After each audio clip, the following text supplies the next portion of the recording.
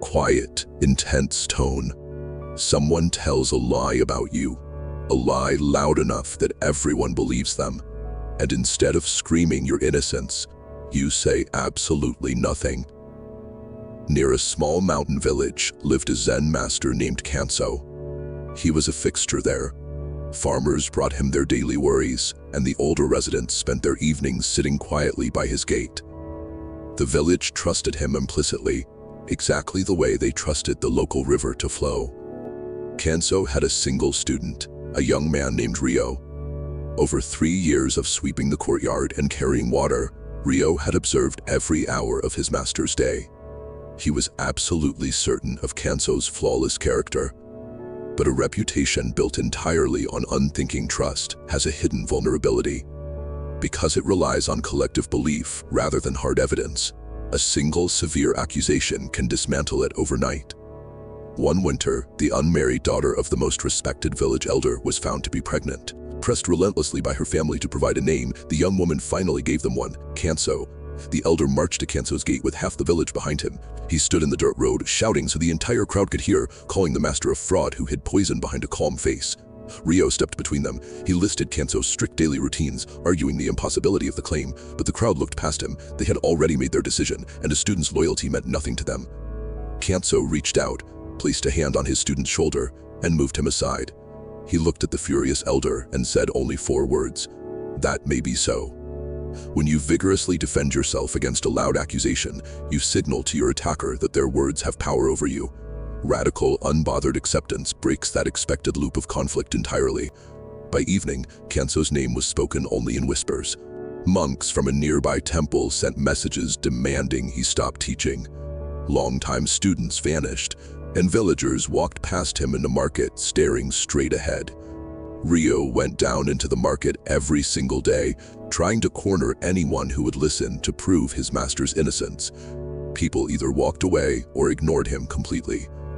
Months later, the child was born. The elder dropped the infant at the gate and left.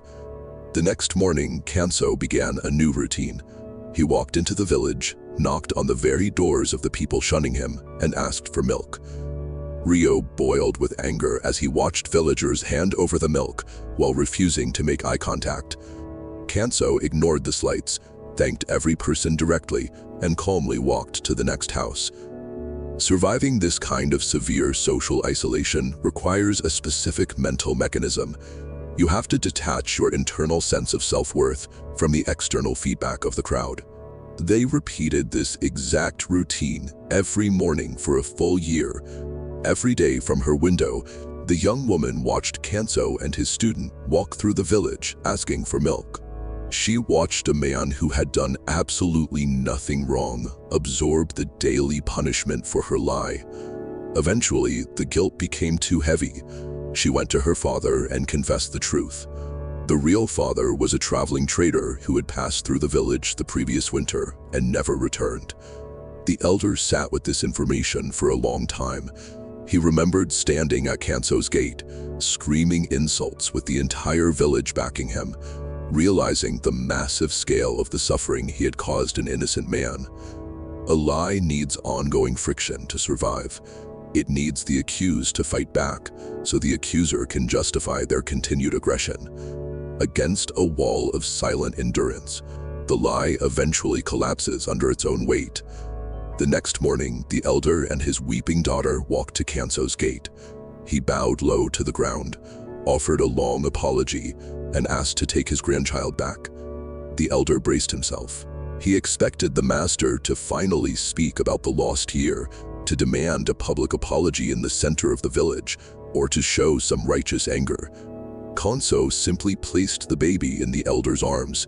His expression hadn't changed from the day the accusation was first made. He said only, "That may be so." As the accusers walked away, Rio finally snapped. He demanded to know why Kanso had allowed the village to drag his name through the mud for a year without speaking a single word in his own defense. There is a hidden strategic advantage in absorbing an attack without retaliating. By doing nothing, you force the attackers to sit completely alone with their own actions. To answer, Kanso walked to the stream, scooped up a handful of mud, and dropped it into a bowl of clean water. This diagram shows exactly what happened inside that bowl. Clear liquid is suddenly invaded by a dense, swirling mass of dark particles.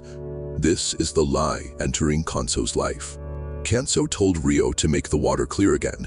Ryo reached in and tried to stir the water with his hand, but his kinetic response only agitated the particles further, spreading them evenly until the entire bowl became completely opaque.